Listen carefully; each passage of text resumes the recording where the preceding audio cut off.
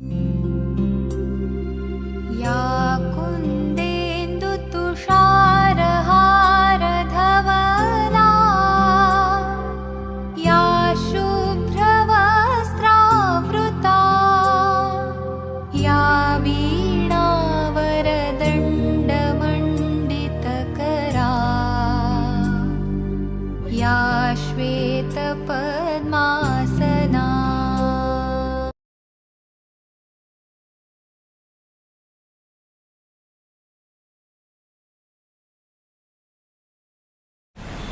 નમસ્કાર। આજે આપણે ધોરણ 8ની અંદર ગણિતમાં 11મું પ્રકરણ માપન વિશે અભ્યાસ કરીશું। અગાઉ આપણે માપનની અંદર સ્વાધ્યાય 11.1ની ચર્ચા કરી છે અને આ સૂત્રની ચર્ચા કરી હતી કે જેમાં પાઈની કિંમત મેં તમને કીધી હતી કે પાઈ લખેલો હોય તો પાઈની કિંમત કેટલી લખવાની છે 3.14 અથવા તો 22/7। ઓકે, એ શું છે પાઈની કિંમત। હવે આપણે આજે ઉદાહરણ જોઈશું જેમાં છે પહેલું ઉદાહરણ છે કે આકૃતિ 11.11માં દર્શાવેલ ચતુષ્કોણ PQRS નું ક્ષેત્રફળ મેળવો। શોધવાનું શું છે? આપણે ચતુષ્કોણ PQRS નું ક્ષેત્રફળ શોધવાનું છે। ઓકે, PQR અને S જે આપણને આપેલો છે 2.5 સેન્ટીમીટર અને 1.5 સેન્ટીમીટર, એ શું છે? એની ઊંચાઈ છે। શું આપણે તમને એની ઊંચાઈ આપવામાં આવી જેને તમે પહોળાઈ પણ કહી શકો છો। ખ્યાલ આવે છે? એટલે શું આપણે તમને ઊંચાઈ આપેલી છે અને આ જે તમને આપેલી છે એને શું કહેશો તમે? તો એને તમે લંબાઈ કહેશો। ખ્યાલ આવે છે? આ છે તમારી ઊંચાઈ અને આ છે તમારી લંબાઈ। હવે અહીંયા આપણે સંજ્ઞા યાદ રાખવાની છે કે ઊંચાઈને કયા શેના વડે દર્શાવવામાં આવે છે અને લંબાઈને શેના વડે દર્શાવવામાં આવે છે તે। તો જ્યારે ઊંચાઈ આપેલી હશે તો ઊંચાઈને આપણે h વડે દર્શાવીશું અને લંબાઈને આપણે સ્મોલ d વડે દર્શાવીશું। ખ્યાલ આવી ગયો? એટલે સૂત્ર શું આપેલું છે હવે? તો ચતુષ્કોણ PQRS નું ક્ષેત્રફળ બરાબર 1/2 d કૌંસમાં h1 પ્લસ h2 એટલે કે બંનેની ઊંચાઈ આપણે લખવાની છે। હવે આ જે છે એની કિંમત આપણને આપેલી છે એટલે સૂત્રની અંદર માત્ર આપણે શું મૂકવાની છે? હવે રકમ જે આપેલી છે તે જ મૂકવાની રહે છે। તો શું આવશે હવે? 1/2 ગુણ્યા d ની કિંમત કેટલી છે? લંબાઈ 5.5 સેન્ટીમીટર ગુણ્યા h1 પ્લસ h2 એટલે 2.5 વત્તા 1.5। ખ્યાલ આવી ગયો? હવે આ પ્લસમાં છે એટલે પહેલાં આપણે આની ગણતરી કરી લઈશું। તો 2.5 વત્તા 1.5 નો સરવાળો કરતાં તમને જવાબ મળશે 4 સેન્ટીમીટર। શું મળશે? 4 મળે છે અને આગળનું પદ આપણે શું કરેલું છે? એમનું એમ જ રાખ્યું છે। હવે આગળ શું થશે? આપણને શું પદ મળે છે હવે? તો 1/2 ગુણ્યા 5.5 ગુણ્યા 4 આ સ્વરૂપના તમને મળે છે। તો આપણે શું લખીશું? 2 દુ 4 થી ભાગ ઉડી જશે, ઉડશે ને આ રીતે ભાગ। હવે આ બે સંખ્યાનો શું કરવાનો? આપણે ગુણાકાર કરવાનો છે। તો કઈ રીતના થશે? તો આપણે નોર્મલ ગણતરી જ કરીએ। ગુણ્યા 2 5 10 નો 0 વધી 1 2 5 10 અને 1 11 શું મળે છે? તો 110 મળે છે। પણ આ શેમાં છે? પોઈન્ટ પછી એક આંકડો છે એટલે આપણે શું લખીશું? તો 11.0 એટલે છેલ્લે લખાશે 11 સેન્ટીમીટરનો વર્ગ। ખ્યાલ આવી ગયો? ઓકે, પોઈન્ટમાં છે અને પોઈન્ટ પછી એક આંકડો છે એટલે આપણે પાછળનો છેલ્લો અંક છે એને પોઈન્ટમાં કાઢી નાખશું। તમે 0 લખો કે ન લખો કંઈક ફરક પડશે નહીં। ખ્યાલ આવી ગયો? ઓકે, હવે છે બીજું કે ચતુષ્કોણ વિશિષ્ટ ચતુષ્કોણનું ક્ષેત્રફળ। જ્યારે એના જો હવે એના સૂત્ર અલગ આપેલા છે કે જ્યારે સમબાજુ ચતુષ્કોણનું ક્ષેત્રફળ શોધવાનું ત્યારે કઈ રીતના શોધીશું? તો બે ત્રિકોણ આપેલા હોય, ત્રિકોણ ABC અને ત્રિકોણ ACD, જેમ કે તમને અહીંયા આકૃતિમાં આપવામાં આવેલા છે કે ત્રિકોણ ABC અને ત્રિકોણ ADC બંનેનો સરવાળો કરવાનો। સૂત્ર તમારે એનું છેલ્લું પદ જે આવે છે એ યાદ રાખવાનું। આ તો તમને શું આપેલું છે કે સૂત્ર કઈ રીતના છેલ્લે નીકળે છે તે। ઓકે, જ્યારે તમને સમબાજુ ચતુષ્કોણનું ક્ષેત્રફળ શોધવાનું કહે તો એનું સૂત્ર નોર્મલી શું છે? તો 1/2 d1 ગુણ્યા d2। પણ એ આવે કઈ રીતના છે? તો તમને ચતુષ્કોણની અંદર બે આપેલા હોય ને એટલે પહેલો ત્રિકોણ શું બની ગયો? તો ત્રિકોણ ACD અથવા તો ત્રિકોણ ABC બે ત્રિકોણ છે એટલે મેં પહેલા જે બુકમાં કીધા છે એ પ્રમાણે જ લીધા છે કે ત્રિકોણ ACD અને ત્રિકોણ ABC બે ત્રિકોણ થઈ ગયા। હવે આપણને ખબર છે કે ત્રિકોણ છે કેટલા થઈ ગયા? આખો ચતુષ્કોણ હતો એમાંથી આપણે અડધો ભાગ કરેલો છે। કેટલો ભાગ કરેલો છે? અડધો એટલે 1/2 ગુણ્યા AC ગુણ્યા OD વત્તા 1/2 AC બંનેમાં કોમન છે તે ગુણ્યા OB। ખ્યાલ આવી ગયો? હવે બંનેમાં કોમન શું નીકળી ગયું? AC કોમન નીકળે છે એટલે AC ને કોમન કાઢી લીધા। હવે આગળ શું થશે તો 1/2 AC કૌંસમાં OD વત્તા OB જે બંને અલગ અલગ હતા તે આ બંનેનો શું કરવાનો છે સરવાળો કરવાનો છે શું કરવાનો છે સરવાળો કરવાનો છે અને આપણે આ બંનેને કોઈક અલગ નામ આપીને લખી શકીએ જેમ કે જો તમને શું આપેલું છે OD અને OB તો એની જગ્યા પર આપણે આખું લઈ શકીએ કે BD આપણને સૂત્રની અંદર શું કીધું છે કે 1/2 AC કૌંસમાં OD પ્લસ OB તો આ OD છે અને આ OB છે એટલે આખી લાઈન જે આપેલી છે એ તો ટોટલ કરવાના છે ને તો આપણે લખી શકીએ એની જગ્યા પર BD એટલે સૂત્ર શું આગળ શું બનશે 1/2 AC ગુણ્યા BD એટલે કે આખું માપ આવી ગયું ખ્યાલ આવે છે હવે 1/2 D1 ગુણ્યા D2 એટલે કે તમારે AC બરાબર શું લેવાના D1 અને BD બરાબર શું લેવાના D2 લેવાના છે એટલે તમારે સંજ્ઞા સ્વરૂપે લેવાના છે નીચે શું કીધું છે સમબાજુ ચતુષ્કોણનું ક્ષેત્રફળ તેના બંને વિકર્ણના ગુણાકારનું શું હોય છે અડધું હોય છે તો તમને પરીક્ષામાં સમબાજુ ચતુષ્કોણ શબ્દ આવે તો તમારે શું લખી નાખવાનું આ એની લંબાઈ આપેલી છે D1 અને D2 એટલે એનું સૂત્ર શું આવે 1/2 D1 ગુણ્યા D2 અથવા તો D1 ડોટ D2 કારણ કે આ શું છે બે રીતે ગુણાકારથી જોડાયેલો હશે અને તમને લંબાઈનું માપ આપેલું છે એક બાજુની લંબાઈ શું છે 10 અને બીજી કેટલી છે 8.2 તો 1/2 10 ગુણ્યા 8.2 આ રીતના છે 1/2 ગુણ્યા 10 ગુણ્યા 8.2 2 પચામ 10 તમારે શું કરવાનો 82 ગુણ્યા 5 કરવાના 5 દુ 10 8 પચામ 40 40 ને 41 તો જવાબ શું આવશે 41.0 એટલે કે 41 સેન્ટીમીટર તમારો જવાબ આવશે ખ્યાલ આવી ગયો ઓકે એકદમ ઇઝી છે પરંતુ તમારે દરેક દાખલાનું પ્રકરણની અંદર કયા કયા સૂત્ર આવે છે એ યાદ છે તમે દરેક દાખલાની અંદર સૂત્ર મૂકીને તમે ગણતરી કરી શકશો H શું દર્શાવે છે તો H ઊંચાઈ દર્શાવે છે D શું દર્શાવે છે તો D લંબાઈ દર્શાવે છે હવે આગળ જોઈશું ફરીથી તમને અહીંયા ઉદાહરણ 1 આપવામાં આવેલું છે ઓકે એમાં તમને શું કીધું છે કે એક સમલંબ આકારના ખેતરનું ક્ષેત્રફળ કોઈ સમલંબ આકારનું ખેતરનું ક્ષેત્રફળ કેટલું છે 480 મીટર સ્ક્વેર છે આ ખેતરની સમાંતર બાજુ વચ્ચેનું લંબ અંતર કેટલું છે 15 મીટર છે અને સમાંતર બાજુઓમાંની એકની લંબાઈ 20 મીટર છે તો બીજી સમાંતર બાજુની લંબાઈ શોધો એકની લંબાઈ આપેલી છે બીજીની શું કરવાની છે શોધવાની છે હવે અહીંયા આપણને આપેલું છે કે સમલંબ ચતુષ્કોણની સમાંતર બાજુની એક લંબાઈ શું લીધી છે કોઈ એ ધારેલી છે તમે કોઈ પણ આલ્ફાબેટ ધારી શકો આ લોકોએ એ ધારેલા છે એટલે કે એકની લંબાઈ 20 છે તો બીજાની શોધવાની છે તો A વત્તા B લખી શકીશું ખ્યાલ આવે છે ઓકે એટલે કે જે લંબાઈ છે જે શોધવાની છે તેને એ લોકોએ A અને B તરીકે દર્શાવેલું છે તેમની વચ્ચેનું લંબ અંતર એટલે કે ઊંચાઈ કેટલી છે 15 મીટર છે અને ક્ષેત્રફળ કેટલું આપેલું છે 480 મીટર સ્ક્વેર આપવામાં આવેલું છે તો સમલંબનું ક્ષેત્રફળ શું છે 1/2 કૌંસની બહાર H અને કૌંસની અંદર શું છે A વત્તા B શું આપેલું છે સમલંબનું ક્ષેત્રફળ બરાબર 1/2 H કૌંસમાં A વત્તા B અથવા તો તમે આની જગ્યા પર D1 પ્લસ D2 પણ લખી શકો છો કંઈ ખોટું પડશે નહીં કારણ કે આપણે લંબાઈને D વડે દર્શાવીએ છીએ ઓકે અહીંયા A અને B કીધા છે એટલે હું તમને A અને B દ્વારા સમજાવીશ હવે ક્ષેત્રફળ આપેલું છે ક્ષેત્રફળ કેટલું છે આપેલું 480 આપેલું છે 1/2 જે એમના એમ આપેલા છે તે સૂત્રના આધારે ઊંચાઈ કેટલી છે તો 15 ગુણ્યા A અને B એટલે કે એકનું માપ 20 આપેલું છે બીજાનું શોધવાનું છે એટલે આપણને સ્ટેપ શું મળે છે આની અંદર તો જોઈએ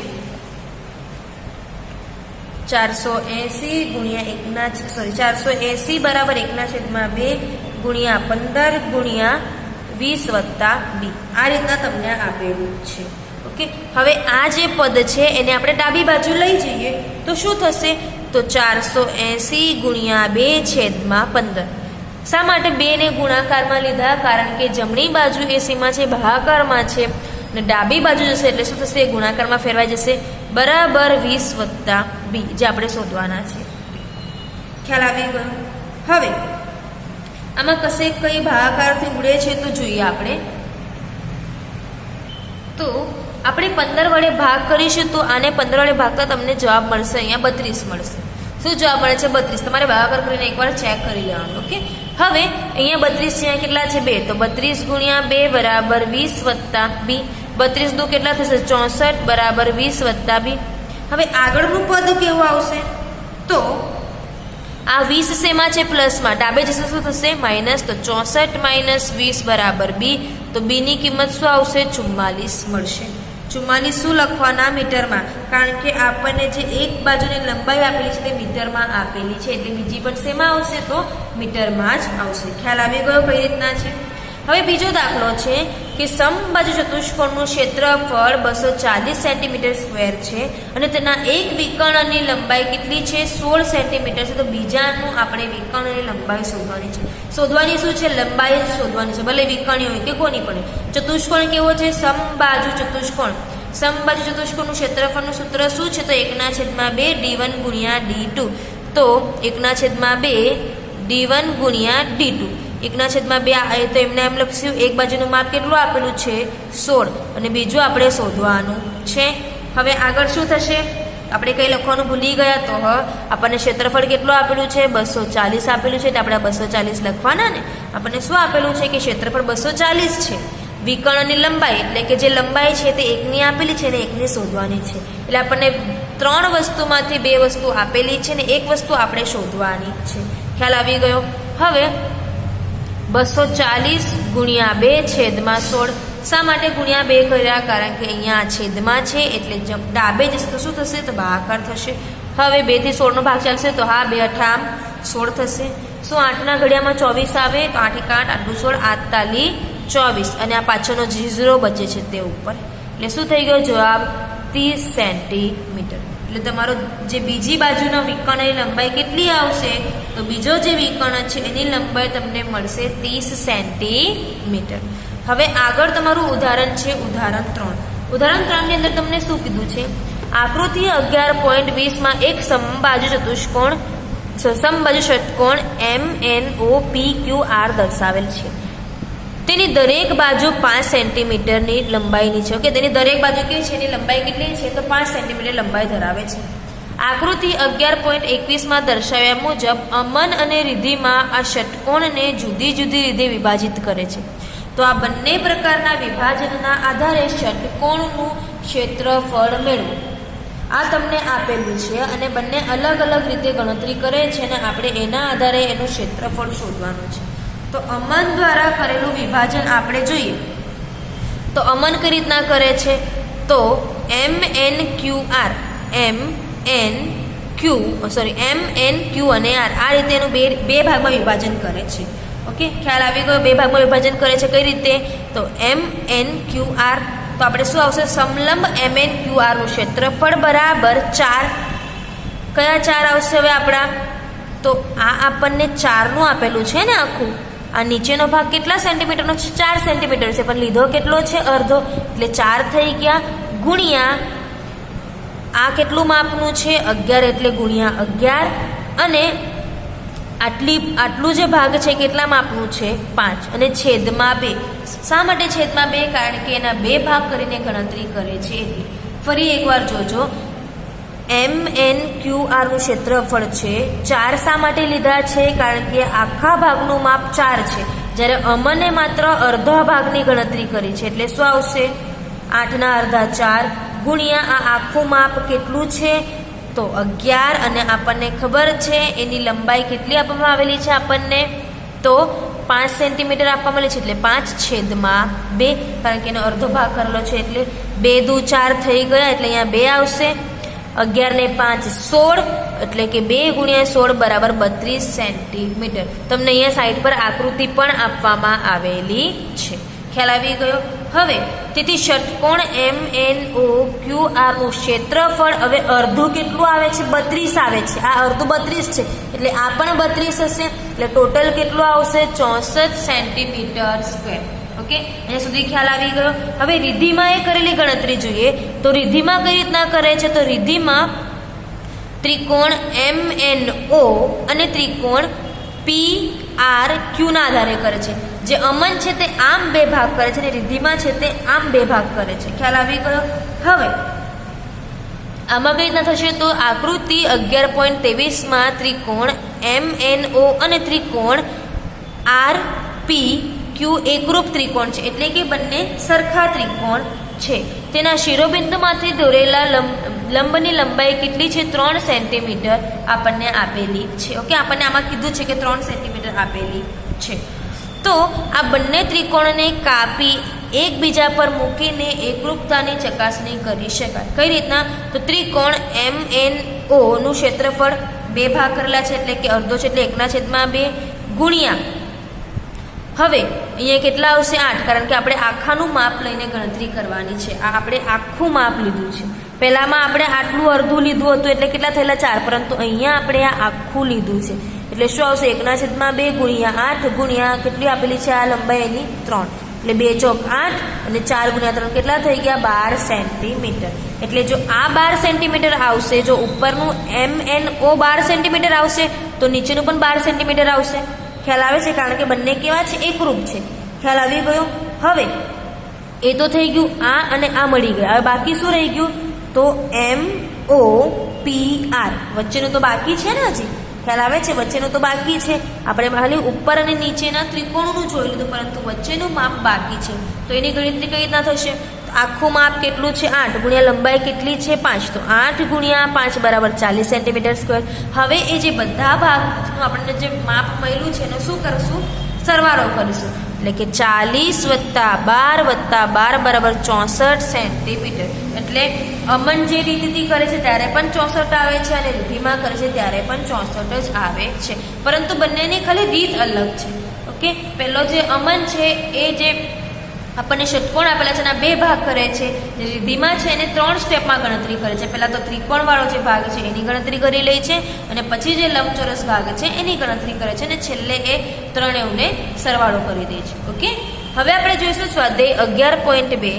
એમાં શું કીધું છે કે એક ટેબલની ઉપર સમતલ પાટિયું સમલંબ ચતુષ્કોણ આકારનું છે.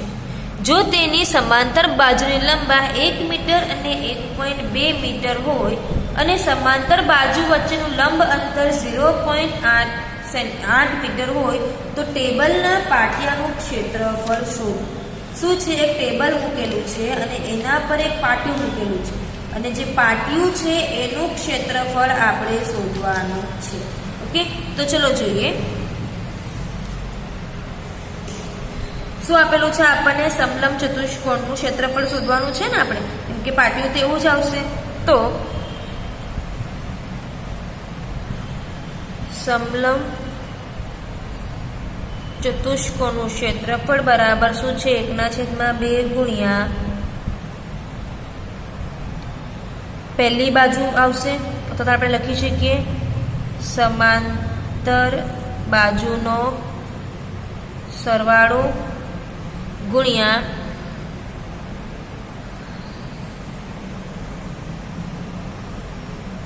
બે સમાંતર બાજુઓ વચ્ચેનું અંતર. સૂત્ર શું છે? સમલંબ ચતુષ્કોણનું ક્ષેત્રફળ બરાબર 1/2 ગુણ્યા સમાંતર બાજુનો સરવાળો ગુણ્યા બે સમાંતર બાજુઓ વચ્ચેનું લંબ અંતર. શું આવી ગયું? 1/2 એમના એમ આવી ગયા. હવે સમાંતર બાજુઓનો સરવાળો કઈ કઈ બાજુ છે? સમાંતર બાજુ કઈ છે?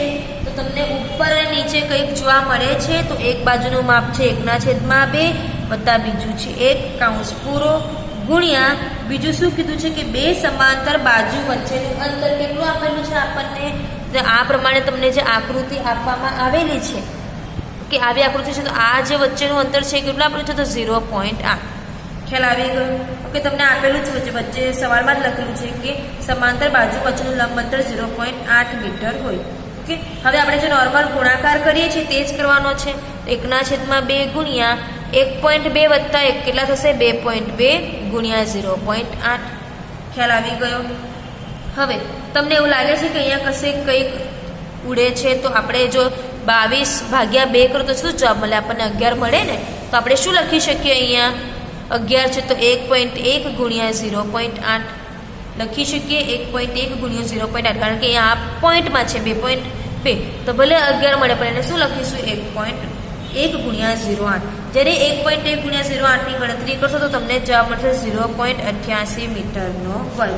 તો ટેબલનું જે પાટિયું છે એનું ક્ષેત્રફળ તમને કેટલું મળે છે? 0.88 મીટર સ્ક્વેર. આ તમારો હતો પહેલો દાખલો. હવે બીજો દાખલો તમને શું કીધો છે કે એક સમલંબ ચતુષ્કોણનું ક્ષેત્રફળ 34 સેન્ટીમીટર છે. કેટલું છે? 34 સેન્ટીમીટર તમને આપવામાં આવેલું છે. તો આ સમલંબની સમાંતર બાજુ અને તેની ઊંચાઈ જો ક્ષેત્રફળ 34 સેન્ટીમીટર છે અને ઊંચાઈ કેટલી છે 4 સેન્ટીમીટર છે અને આ સમલંબની સમાંતર બાજુઓમાંથી એક બાજુની લંબાઈ 10 સેન્ટીમીટર હોય તો તેની બીજી બાજુની લંબાઈ શોધો. તમને આપેલો છે એક સમલંબ ચતુષ્કોણ, એટલે કે આ આપણો સમલંબ ચતુષ્કોણ કહેવાશે. ઓકે, આને મેં A, B, C અને D નામ આપી દીધું. એક બાજુનું માપ તમને 10 સેન્ટીમીટર આપેલું છે અને બીજું તમારે શોધવાનું છે. ખ્યાલ આવે છે? અને 4 સેન્ટીમીટર તમને શું આપેલી છે? આ એની ઊંચાઈ તમને આપવામાં આવેલી છે. કેટલી? 4 સેન્ટીમીટર આપવામાં આવેલી છે. આ તમારી આકૃતિ બની ગઈ. હવે સૂત્ર શું આવશે તમારું? હવે આપણે અહીંયા કંઈ નથી એટલે આપણે એને XYZ તમે જે ધારવા માંગો તો તમે ધારી શકો છો. તો સૂત્ર શું આવશે આમાં? તો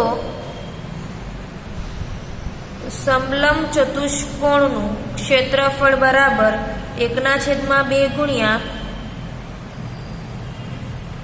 સમાંતર બાજુનો સરવાળો ગુણ્યા ઊંચાઈ. તો 1/2 એમના એમ આવશે. સમાંતર બાજુ એટલે કે જે સામસામેની બાજુ આવે છે તે. તો એક બાજુનું માપ કેટલું આપેલું છે? 10 આપેલું છે. બીજું શોધવાનું છે એટલે કે મેં x લખી નાખ્યા ગુણ્યા ઊંચાઈ કેટલી આપેલી છે? 4. થઈ ગઈ આટલું? ખ્યાલ આવે છે અહીંયા સુધી? હવે આગળ શું થશે આની અંદર? તો ભાગ ઉડશે. 2 દુ 4. બાકી શું રહી ગયું? 10 + x ગુણ્યા 2. હવે આખા પદનો ગુણાકાર કોની સાથે કરીશું? તો 2 સાથે કરીશું. તો 2 ગુણ્યા 10 કેટલા થશે? 20 વત્તા 2 ગુણ્યા x કેટલા થશે? તો 2x. આ આપણું મળી ગયું. ઓકે, આ આપણને આ સમીકરણ મળે છે. હવે આના પરથી હવે આગળને તો આપણને બરાબરનું ચિહ્ન કરીને કોઈક રકમ તો જોઈએ ને, તો જ આપણે સમીકરણ સોલ્વ કરીશું. તો આપણને એના બરાબર કઈ સંખ્યા આપેલી છે? તો એનું ક્ષેત્રફળ આપણને આપવામાં આવેલું છે. કેટલું ક્ષેત્રફળ આપેલું છે? તો 34 આપેલું છે. આપણે શું લખીશું? 20 + 2x બરાબર 34 લખી નાખ્યા. હવે 20 શેમાં છે? પ્લસમાં છે. જમણે જાય તો શું થશે? માઇનસ થશે. તો 2x બરાબર 34 - 20 માટે 2x બરાબર 34 માંથી 20 જાય તો કેટલા આવે? તો 14. તો x બરાબર 14/2 બરાબર x ની કિંમત કેટલી મળી ગઈ? આપણને 7 મળે છે. એટલે કે એક બાજુનું માપ 10 છે તો બીજી બાજુનું માપ કેટલું મળે છે? અહીંયા આપણને 7 મળે છે. પહેલા તમારે આને સોલ્વ કરવાનું. બરાબર તમે શું લખ્યું? તો જે ક્ષેત્રફળ તમને આપેલું હતું એ તમે લખ્યું અને છેલ્લે તમને કેટલું જવાબ મળ્યો? તો એનો જવાબ તમને 7 મળે છે. હવે આપણે આગળ જોઈશું ત્રીજો દાખલો. ત્રીજા દાખલામાં શું કીધું છે તમને? તો એક સમલંબ ચતુષ્કોણ આકારનું ખેતર છે. એક તમને ખેતર આપવામાં આવેલું છે કે બુકની અંદર પણ તમને આકૃતિ આપેલી છે. બીજા દાખલાની આકૃતિ તમને આપેલી નથી એટલે જે આકૃતિ મેં દોરેલી એ તમારે દોરવાની રહેશે. શું નામ છે એનું? ABCD. મેં નામ લખી દીધું ABC અને D. ઓકે, હવે વાળની લંબાઈ કેટલી છે? 120 મીટરની છે. ઓકે, BC બરાબર કેટલા આપેલા છે? 48 મીટર. CD બરાબર કેટલા આપેલા છે? 17 મીટર. ઓકે, પછી આગળ શું આપેલું છે? AD બરાબર આપેલા છે 40 મીટર. અને તો આ ખેતરનું ક્ષેત્રફળ શોધો. શું શોધવાનું છે? આ ખેતરનું ક્ષેત્રફળ શોધો. અહીં બાજુ AB એ સમાંતર બાજુ AD અને BC પર લંબ છે. જે AD છે, જે બાજુ AD છે સમાંતર બાજુ AD અને BC ને સમલંબ છે. એટલે અહીંયા કયો ખૂણો બનશે? 90°નો ખૂણો બનશે. ખ્યાલ આવી ગયો? તમને 3 બાજુના માપ આપેલા છે. તમારે AB નું માપ શોધવાનું છે અને તમને લંબાઈ, આખી લંબાઈ કેટલી આપેલી છે? 120 આપેલી છે. તો આખું શોધવાનું હોય તેને શું કહેવાય? તો એની પરિમિતિ કહેવાશે ને. તો ખેતરની પરિમિતિ બરાબર શું આવશે? હવે આપણું અહીંયા AB + BC + CD + AD.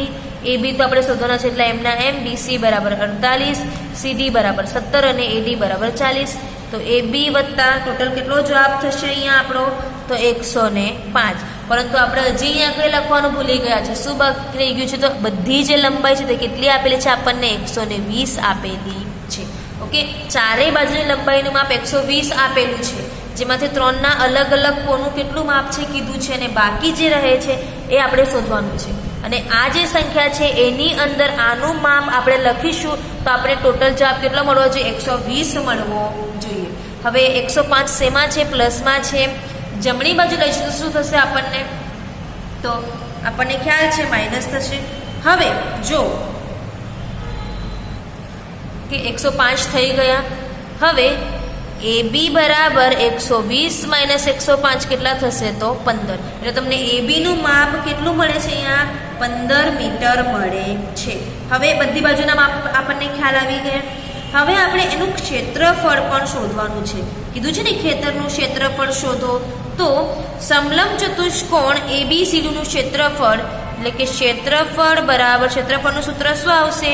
તો 1/2 ગુણ્યા સમાંતર બાજુનો સરવાળો ગુણ્યા સમાંતર બાજુ વચ્ચેનું લંબ અંતર. તો 1/2 ગુણ્યા સમાંતર બાજુ કઈ કઈ છે અહીંયા? તો આપણને એક આપેલી છે AD અને બીજી આપેલી છે BC. એટલે બે સમાંતર બાજુ થઈ ગઈ. તો પહેલી છે આપણી AD અને બીજી કઈ છે? BC છે. ગુણ્યા શું લખીશું?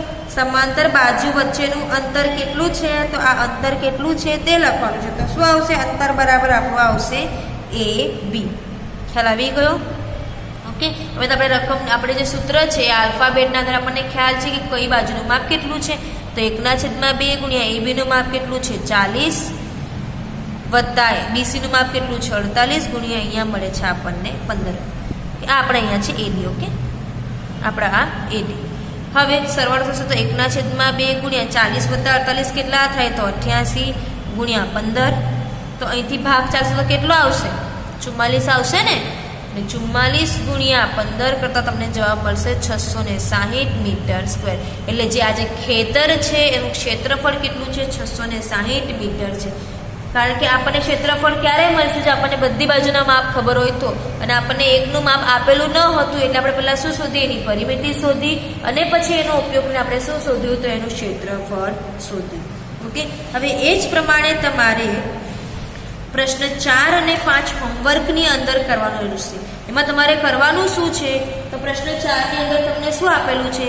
તો એક ચતુષ્કોણ આકારના ખેતરના વિકર્ણની લંબાઈ 24 મીટર છે. તમને એમાં આકૃતિમાં આપેલું છે. અને બાકીના બે શિરોબિંદુઓ આ વિકર્ણ પર દોરાયેલા છે. અને કેટલું લંબ છે? 8 મીટર અને 13 મીટર છે. તો ખેતરનું ક્ષેત્રફળ તમારે શોધવાનું છે. આમાં સૂત્ર કયું આવશે હવે? ઓકે. તો આમાં તમારે સૂત્ર શું લખવાનું? તો ચતુષ્કોણ તમારે અહીંયા તમને આપેલો નથી તો તમને હું નામ કહી દઉં. તમારે આ રીતે આકૃતિ આપવામાં આવેલી છે. આ તમારા વચ્ચે એક લાઈન છે.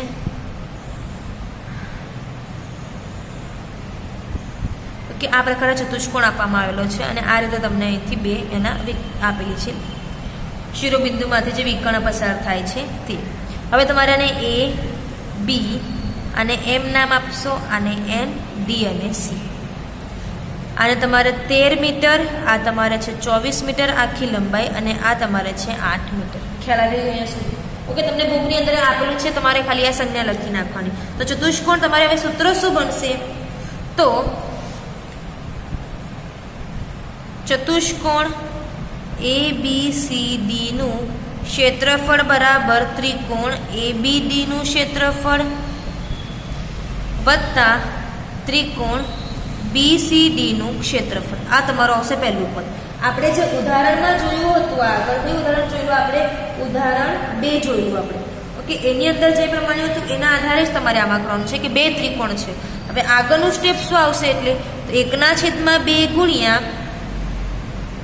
BD ગુણ્યા AM વત્તા 1/2 ગુણ્યા BD ગુણ્યા CM. બંનેની અંદર BD કોમન છે, આ વચ્ચેની રેખા છે બંનેમાં કોમન છે, પણ બીજું શું આવશે? એક તો AM આવે છે અને બીજામાં આવે છે CM, જે તમને અહીંયા આ વિકર્ણ આપેલા છે તે. હવે એનું માપ બી તમને આપેલું છે. તો માપ શું છે? તો BD બરાબર 24 છે અને AM બરાબર 13 અને CN બરાબર 8. તો તમારે આની અંદર માત્ર તમારે શું મૂકવાનું છે? હવે રકમ મૂકીને જે ગુણાકાર ભાગાકાર થાય એના આધારે ગણતરી કરવાની. છેલ્લે તમારો જવાબ 252 મીટરનો વર્ગ આવવો જોઈએ. ખ્યાલ આવે છે? એટલે BD બરાબર શું લખશો? 1/2 ગુણ્યા 24 ગુણ્યા 13 વત્તા 1/2 ગુણ્યા 24 ગુણ્યા 8. ભાગાકાર ગુણાકાર કરીને જે ઉડે છે એને તમારે કટ કરીને છેલ્લે તમારે જવાબ લાવવાનો રહેશે. અને પાંચમો દાખલો તો એકદમ ઇઝી છે તમારે. તમને બે વિકર્ણની લંબાઈ આપેલી છે, એક તો 7.5 અને બીજી છે 12 સેન્ટીમીટર.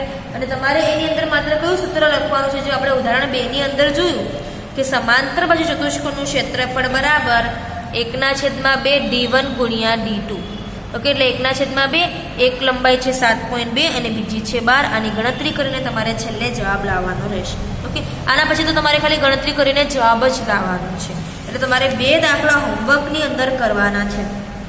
હવે જે છઠ્ઠો દાખલો છે તે આપણે આના પછીના વિડીયોમાં જોઈશું. ઓકે, જેમાં આકૃતિ દોરવાની છે એમાં આકૃતિ દોરી નાખજો અને આકૃતિ પેન્સિલથી તમારે દોરવાની રહેશે. અને તમે જ્યારે ગણતરી કરો છો, બુકમાં લખો છો, ત્યારે દરેક દાખલાનો સવાલ પણ લખવાનો છે, પછી એ ઉદાહરણમાં હોય કે સ્વાધ્યાયની અંદર.